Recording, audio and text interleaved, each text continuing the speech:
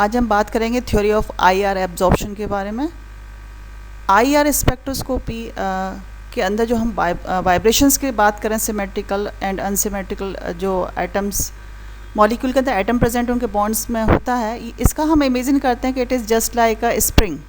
जिस तरह से स्प्रिंग के अंदर कंस्ट्रक्शन, आप उसको खींचोगे तो क्या होगा, वो उसका एक्सटेंशन होगा और उसको कंप्रेस करेंगे तो वो शॉर्ट हो जाएगी। सिमिलरली जो है ये वाइब्रेशंस, जो इस तरह के जो स्प्रिंग में वाइब्रेशंस हो रहे हैं, सिमिलरली सेम वाइब्रेशंस हो रहे हैं जो मॉलिक्यूल्स के अंदर एटम्स प्रेजेंट हैं।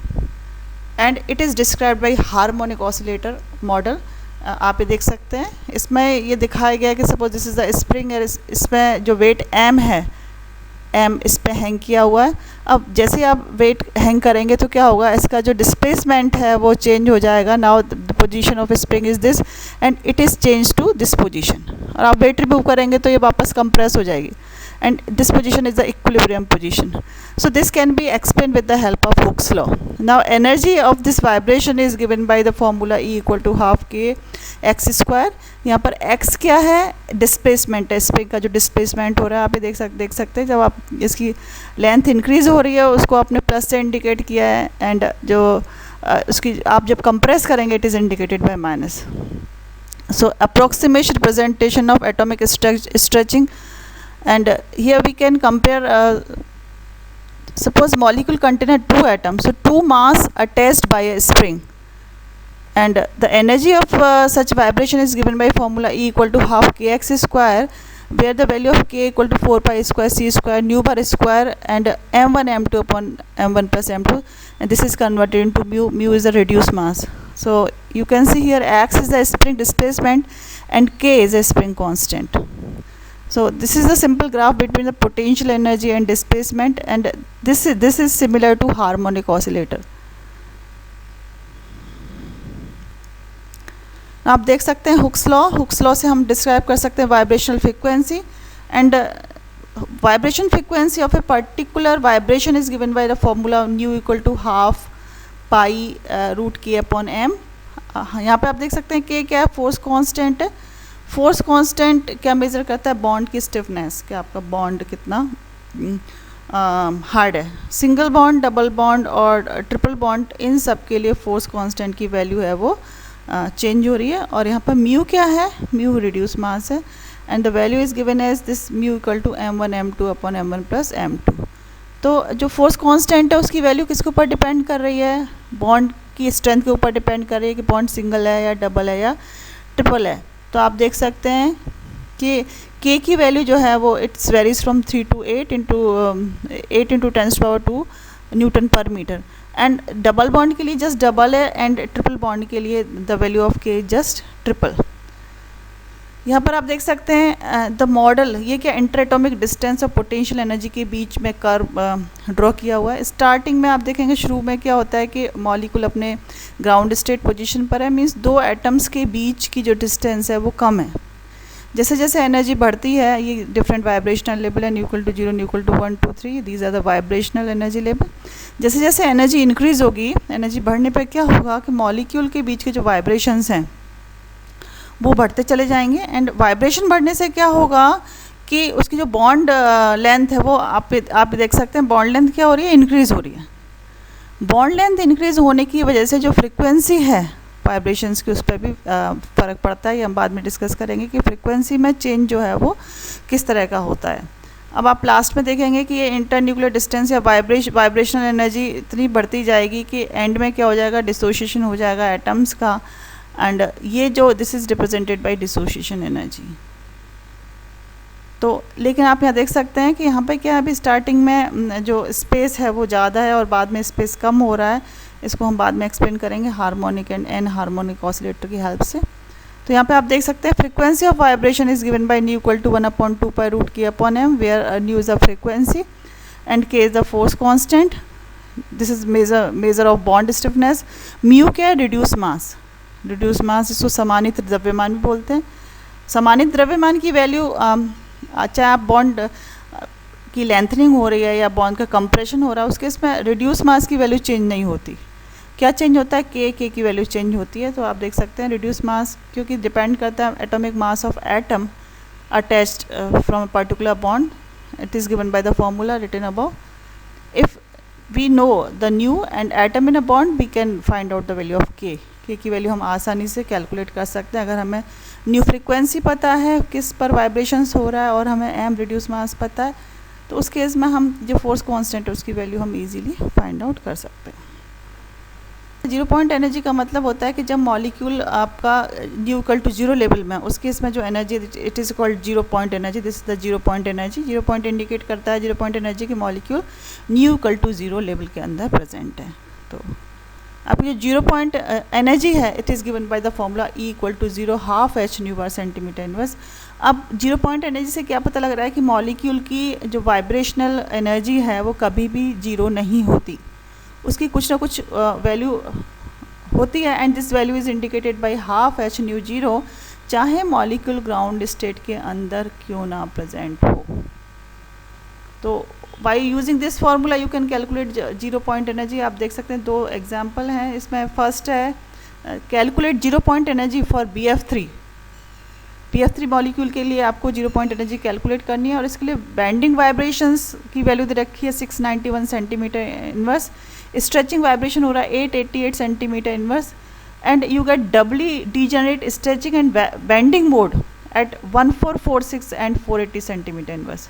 क्योंकि डबली डीजेनरेट है तो आप जब न्यू की वैल्यू कैलकुलेट करोगे तो क्या करोगे, इन सब का समेशन करोगे. समेशन कैसे होगा, आप देखो सबको जोड़ना पड़ेगा एंड आप एनर्जी कैलकुलेट करोगे equal to half h. H की वैल्यू कांस्टेंट है, Planck constant 6.6 into 10⁻³ joule second होती है इसकी वैल्यू. और यहाँ आप देखेंगे कि ये दीज आर द फ्रीक्वेंसी, जितनी भी फ्रीक्वेंसी ऑफ वाइब्रेशन से हम सबको ऐड करेंगे 888 691. एंड ये जो डबली डीजनरेट यानी कि आपको जो बैंड दिखाई दे रहा है वो डबल हम की फॉर्म में बैंड दोनों केसेस में. इसलिए हम क्या करेंगे कि इस फ्रीक्वेंसी को 2 से मल्टीप्लाई करेंगे 1446 इंटू 2 और यहाँ पे देख सकते हैं 480 into 2. So now this energy this equal to 5.4 into 10⁻13 आप देख सकते हैं. और 5.4 इंटू 10⁻13 ये आप देख सकते हैं. और इसको आप जूल में कन्वर्ट करेंगे तो 1 अर्ग इक्वल टू 10⁻7 जूल होता है. And this is comes out to 5.4 into 10⁻20 joule. तो इस तरह से अगर हमें वाइब्रेशनल फ्रीक्वेंसी पता है किसी भी मॉलिक्यूल की तो हम इजीली उसकी जीरो पॉइंट एनर्जी कैलकुलेट कर सकते हैं. और एक क्वेश्चन आता है एग्जाम के अंदर, calculate zero point energy of a particular molecule. आपको जो वाइब्रेशन फ्रीक्वेंसी है वो आपको दी हुई होंगी. सिमिलरली कुछ क्वेश्चंस फोर्स कांस्टेंट के बेसिस पे भी आ सकते हैं कि आपको फोर्स कांस्टेंट कैलकुलेट करना है. इसका एक एग्जांपल दिया हुआ है, calculate the value of force constant k for HCl. Vibrational frequency of HCl is 2890 centimetre inverse. अब यहाँ पे आपको क्या चाहिए, एटॉमिक मासेस चाहिए. तो atomic masses for hydrogen is 1.673 into 10⁻27 kilogram. And for this Cl it is 58.06 into 10⁻27 kilogram. तो यहाँ पे एटॉमिक मासेस की वैल्यू दी हुई है. अब एटॉमिक मासेस से हम क्या कैलकुलेट करेंगे, म्यू क्या था आपका, रिड्यूस मास. रिड्यूस मास की वैल्यू क्या थी, m1 m2 upon m1 plus m2, जिसको हम क्या बोल रहे थे, समानी द्रव्यमान. तो हम m1 m2 upon m1 plus m2 में ये H और Cl की वैल्यू रखेंगे. m1 क्या है, mass of hydrogen atom. m2 क्या है, मास ऑफ क्लोरीन एटम. और दोनों को अपन नीचे क्या करेंगे, m1 प्लस m2 दोनों को प्लस करेंगे. तो आप जो कैलकुलेट करोगे म्यू की वैल्यू, उसकी वैल्यू होगी mu equal to 1.626 into 10⁻27 kilogram. तो आप ये देख सकते हैं 27 म्यू की वैल्यू यहाँ पे कैलकुलेट की हुई है 1.626 इंटू 10⁻27 किलोग्राम. एंड इससे आप nu R frequency find out कर सकते हो. Nu R equal to 1/2πc k upon mu की पावर हाफ. यहाँ पे k हो गया, k equal to 4π² c² nu bar square mu. And सारी की सारी वैल्यू आप पुट करेंगे इसके अंदर, frequency, velocity of light, pi की वैल्यू. तो जो फोर्स कांस्टेंट की वैल्यू आएगी it is 4.83 into 10⁻2 kilogram per second square. तो इस तरह से हम किसी भी बॉन्ड की फोर्स कांस्टेंट की वैल्यू हम फाइंड आउट कर सकते हैं. तो आप और भी एग्जांपल कर सकते हैं बुक से. एक आप रेफरेंस बुक तो आप रखेंगे या फिर नेट से देख सकते हैं, आप बुक्स डाउनलोड कर सकते हैं इजीली. तो आप और भी एग्जांपल इसमें इस तरह के फोर्स कांस्टेंट और जीरो पॉइंट एनर्जी कैलकुलेट करने के आप उसकी प्रैक्टिस कर सकते हैं. This is the anharmonic oscillator. है ना। एन हार्मोनिक ऑसिलेटर मॉडल है, it's good at low energy level. जब हम बात करते हैं लो एनर्जी लेवल की न्यूक्ल टू 0 1 2 3, तो यहाँ पर आप देख सकते हैं कि स्पेसिंग जो है वो ऑलमोस्ट इक्वल है। तो लो एनर्जी लेवल या लो एनर्जी वाइब्रेशंस के लिए जो मॉडल है it is act as harmonic, and जैसे जैसे वाइब्रेशनल एनर्जी बढ़ती जाती है, लेवल्स की जो स्पेसिंग है वो कम होती जाती है, तो उस केस में एन हार्मोनिक जो ऑसिलेशन है वो स्टार्ट हो जाएंगे। आप देख सकते हैं, आप दोनों को कंपेयर किया है। This is the harmonic oscillation. Harmonic oscillation की क्या खास बात है कि यहाँ पर जो एनर्जी लेवल की स्पेसिंग है वो जो है वो फिक्स है, दोनों के बीच का डिफरेंस जो है वो सेम है। एन हार्मोनिक ऑसिलेशंस के अंदर जो एनर्जी का डिफरेंस है वो सेम नहीं है। आप देख सकते हैं जैसे जैसे आप ऊपर की तरफ जाएंगे इनकी जो स्पेसिंग है वो क्या होती जाएगी, कम होती चली जाएगी। तो ये लास्ट में मैंने बताया ही था कि अगर हम और मॉलिक्यूल वाइब्रेट करेगा तो वो डिसोशिएट हो जाएगा बिटवीन द टू मॉलिक्यूल्स। तो आप देख सकते हैं एज एटम अप्रोचेस, आप जैसे जैसे वाइब्रेशंस इंक्रीज होगा तो क्या होगा कि in this case Coulombic repulsion forces add to the bond, so this makes energy increase greater than the harmonic oscillator. So as atoms separate out, approach dissociation energy and the harmonic function rises quicker. तो इस case में आप देख सकते हैं बहुत ज़्यादा अगर एनर्जी मिल गई मॉलिक्यूल को तो मॉलिक्यूल क्या करेगा, वो सेपरेट आउट हो जाएगा। So this is an harmonic oscillator, it is good for high energy level. And for low energy level हम बात करेंगे, लो एनर्जी लेवल के लिए तो हम कौन सा लेंगे, हार्मोनिक ऑसिलेशन मॉडल। ऊपर लिखा हुआ देखिए आप, harmonic oscillation model good at low energy level, and यहाँ पे देखेंगे not good, this is a n harmonic oscillator, not good at high energy level due to atomic repulsion and attraction। उस case में हम कौन सा यूज़ करेंगे, n harmonic oscillation। क्या डिफरेंस है दोनों में, हार्मोनिक ऑसिलेशन के अंदर जो स्पेसिंग है यानी कि जो क्वांटम नंबर है, वाइब्रेशन क्वांटम नंबर्स, उनके बीच की स्पेसिंग है वो क्या है, फिक्स है, एंड n हार्मोनिक ऑसिलेशन में जो स्पेसिंग है वो कम होती चली जाएगी। अब जो फंडामेंटल वाइब्रेशन होते हैं जिसके अंदर डेल्टा न्यू इक्वल टू +-1 यानी वन स्टेप ट्रांजिशन होता है, वो होता है फंडामेंटल वाइब्रेशन। अगर हमें डेल्टा न्यू इक्वल टू +-2 +-3 वाले वाइब्रेशंस हमको एक्सप्लेन करने हैं जो कि कॉम्बिनेशन टोन, ओवरटोन और फर्मी रेजोनेंस से होंगे, वो अभी अपन डिस्कस करेंगे। तो ये हम एक्सप्लेन कर सकते हैं एन हार्मोनिक मॉडल से। तो because of anharmonic at low delta E, delta nu equal to +-2 and +-3 are observed, which causes the appearance of overtone line at frequencies at 2-3 times the fundamental frequency। और normal जो vibrations होते हैं उनकी क्या होती है, delta nu equal to +-, this is the selection rule for fundamental vibration, normally delta nu equal to +-1, this is selection rule for fundamental vibrations.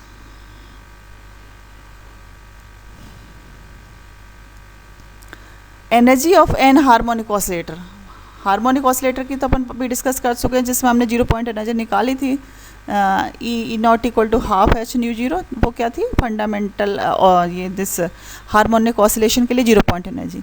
For anharmonic oscillation energy of atom is given in terms this nu plus half h nu minus x nu plus half square h nu joules.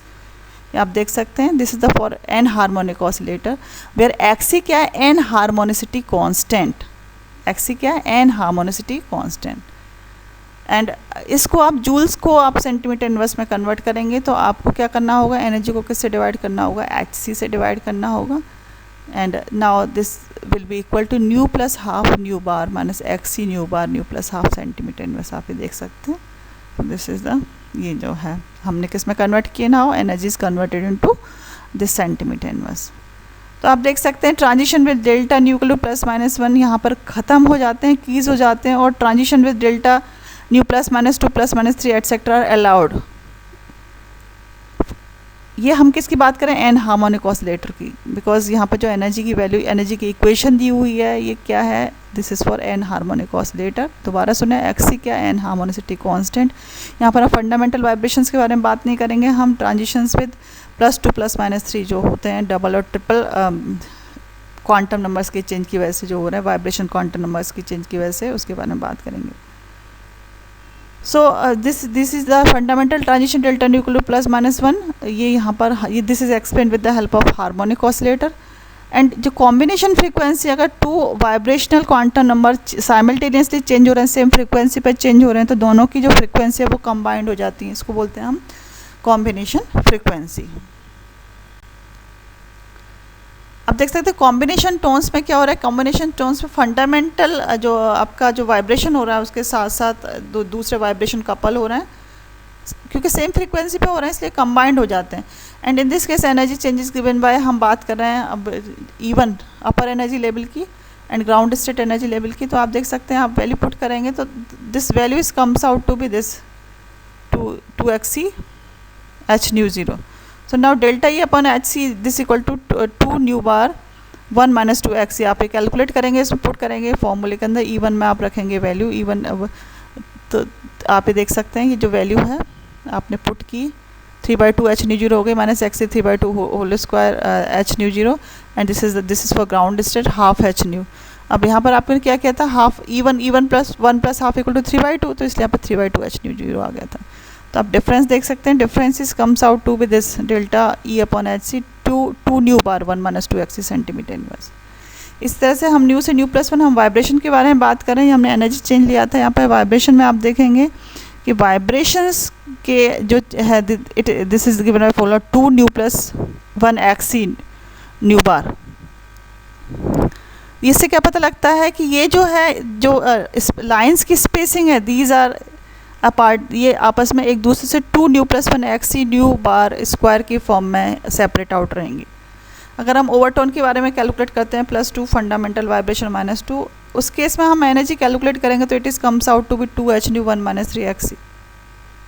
तो इस तरह से हम और frequency की बात करेंगे तो this is the value of frequency. इस तरह से हम delta nu equal to +-2 this is the first overtone and delta nu equal to +-3 second overtone and delta nu equal to +-4 third overtone। इस तरह से हम जो है वो फर्स्ट सेकंड थर्ड ओवरटोन के लिए हम एनर्जी एंड फ्रीक्वेंसी की वैल्यू जो है वो फाइंड आउट कर सकते हैं। आप देख सकते हैं combination bands, overtone and Fermi resonance क्या है। फंडामेंटल वाइब्रेशंस में क्या होता है, जो वाइब्रेशन 0 से 1 हो रहे हैं, these are only these 0 to 1 only, so these are only fundamental vibration, so these are used to explain and assign peak in vibration spectra that do not correspond with non fundamental vibration। Again आप सुने fundamental vibrations कौन से होते हैं, जो 1 step होते हैं, 0 से 1 का जो वाइब्रेशन वो फंडामेंटल वाइब्रेशन हो रहे हैं। Combination band and overtone generally have lower intensity than fundamental, क्योंकि आपस में क्या हो रहा है कि वो एक साथ फ्रिक्वेंसीज कंबाइंड हो रही हैं। And Fermi resonance causes a splitting and shift in intensity off peak with similar energies and identities. तो आप देख सकते हैं this is the rotating molecule and this level denoted by this quantum number new represent the potential energy of harmonic oscillator. यहाँ पर जो transition हो रहा है 0 to 1 वाले ये फंडामेंटल ट्रांजिशंस हैं। एंड अगर 0 से जो अपर क्लास में हो रहा है 1 ये 2 उसमें हो रहे हैं, उसको हम क्या बोलेंगे, आप ओवरटोन्स बोलेंगे, जो ऊपर की तरफ ट्रांजिशंस हो रहे हैं these are called overtones. And transition जो 1 से चालू हो रहे हैं और ऊपर की तरफ जा रहे हैं ये कहते हैं हॉट बैंड्स। तो ये तो हो गया ओवरटर्न, जो 0 से 2 में जा रहा है, 0 से 3 में जा रहा है, 0 से 4 में जा रहा है, दीज आर द ओवरटर्न। और ये वाले कौन से बॉन्ड 1 से स्टार्ट हो रहे हैं जो transition, these are called hot bands. Fermi resonance, जो फर्मी रेजोनेंस में क्या होता है कि वाइब्रेशन की कपलिंग हो रही है, दो सपोज आपकी बैंडिंग वाइब्रेशन है उसके ऊपर एक वाइब्रेशन कपल हो रहा है, तो इस तरह से फर्मी रेजोनेंस हो जाता है। तो Fermi resonance is the shifting of the energies and intensity of absorption band in an infrared or Raman spectrum. It is a consequence of quantum mechanical wave function mixing. So the phenomena was explained by the Italian physicist Enrico Fermi. That's why this is called Fermi resonance. आप देख सकते हैं Fermi resonance की वजह से क्या होगा, जब पीक की क्या हो गई, स्प्लिटिंग हो गई, रेजोनेंस हो गया। एंड इस बैंड के अंदर सारे के सारे कैरेक्टरिस्टिक प्रेजेंट होते हैं, कुछ फंडामेंटल वाइब्रेशंस के होते हैं, कुछ ओवरटोन्स के होते हैं, कुछ आपके जो होते हैं हॉट बैंड्स के होते हैं, क्योंकि सभी की मिक्सिंग हो जाती है। That's why this is called Fermi resonance. Thank you.